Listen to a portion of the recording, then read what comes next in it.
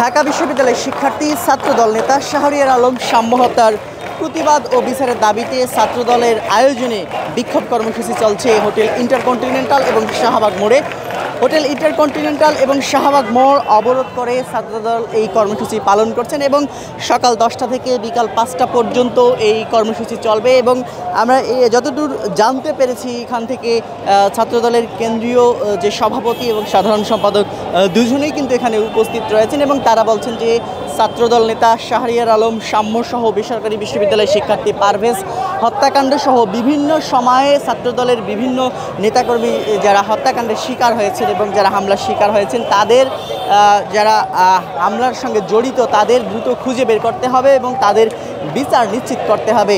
এবং তাদের বিচার নিশ্চিত না হলে যতক্ষণ পর্যন্ত তাদের এই বিচার নিশ্চিত না হবে ততক্ষণ পর্যন্ত ছাত্রদলের এই কর্মসূচি চলবে এবং ততক্ষণ পর্যন্ত তারা কর্মসূচি চালিয়ে যাবেন এবং প্রয়োজনে পরবর্তীতে যদি দৃশ্যমান কোনো বিচার না হয় পরবর্তীতে তারা কঠোর কর্মসূচিতে যাবেন তেমনটি কিন্তু বলেছেন এখানে যারা আন্দোলন করছেন ছাত্রদলের নেতাকর্মী তারা কিন্তু সেটি বলছেন। এবং ছাত্রদলের সাধারণ সম্পাদক এবং সভাপতি তারাও কিন্তু এখানে রয়েছেন। এই তাদের আন্দোলনকে ঘিরে শাহবাগ মোড় এবং শাহবাগ মোড় থেকে হোটেল ইন্টারকন্টিনেন্টাল পর্যন্ত পুরো রাস্তা কিন্তু অবরোধ করে রেখেছেন ছাত্রদলের নেতাকর্মীরা এবং তারা এখানে বসে পড়েছেন এবং এখানে বসে আন্দোলন করছেন তেমনটি কিন্তু আমরা দেখতে পাচ্ছি। এবং এই তাদের আন্দোলনকে ঘিরে আশেপাশের যে সড়কগুলো রয়েছে সেই সড়কে কিন্তু যান চলাচল একেবারেই বন্ধ হয়ে পড়েছে এবং যান চলাচল একেবারেই করতে পারছে না তেমনটি কিন্তু আমরা দেখতে পাচ্ছি। এবং ছাত্রদলের সাধারণ সম্পাদক তিনি একটু আগে বলেছেন যে ছাত্রদলের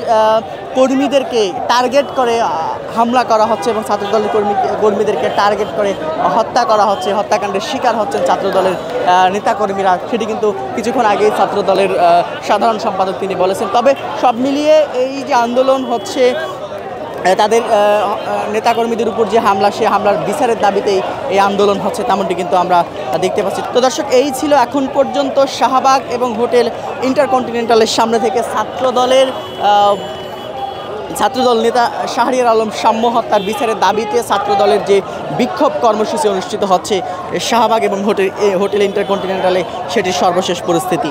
ভাই সাম্য ঢাকা বিশ্ববিদ্যালয় ক্যাম্পাসে তার নিজের ক্যাম্পাসে নির্মমভাবে হত্যাকাণ্ডের শিকার হয়েছে। আজকে 9 দিন অতিবাহিত হয়ে যাচ্ছে, কিন্তু আমরা সাম্য হত্যাকাণ্ডের সাথে যারা জড়িত ছিল প্রত্যেককেই কিন্তু এখন আমরা আইন শৃঙ্খলা রক্ষাকারী বাহিনীকে লক্ষ্য করি না, তাদেরকে গ্রেপ্তার করা হয়েছে। কয়েকজনকে গ্রেপ্তার করা হয়েছে, এরা আসলেই জড়িত কিনা তাও আমরা জানি না। আমরা সাম্য হত্যাকাণ্ডের সুষ্ঠু বিচারের দাবিতে আজকে 9টা থেকে 5টা ছাত্রদল শাহবাগ এবং এই ইন্টারকন্টিনেন্টাল মোড় অবরোধ কর্মসূচি দিয়েছে। 5টার সময় এই অবরোধ কর্মসূচি শেষ হবে। এখান থেকে আমাদের সাধারণ সম্পাদক এবং প্রেসিডেন্ট সেক্রেটারি বক্তব্য দিবেন। পরবর্তী কর্মসূচি কি তারা জানাবেন। আমরা আজকের কর্মসূচিকে আমরা জানাতে চাই যে যতদিন না পর্যন্ত সাম্য হত্যাকাণ্ডের সুষ্ঠু বিচার হচ্ছে এবং যারা প্রকৃত দোষী তাদেরকে আইনের আওতায় না আসা হচ্ছে ততদিন পর্যন্ত আমাদের এই প্রোগ্রাম বা আমাদের ধারাবাহিক কার্যক্রম ছাত্রদলের পরিচালিত হবে। আমরা দৃশ্যমান দেখলাম যে 3 জনকে গ্রেপ্তার করা হয়েছে, কিন্তু সাম্যর যে বন্ধুরা তার সাথে ছিল তাদের ভাষ্য অনুযায়ী 10-12 জন এই হামলার সাথে জড়িত ছিল আর কি।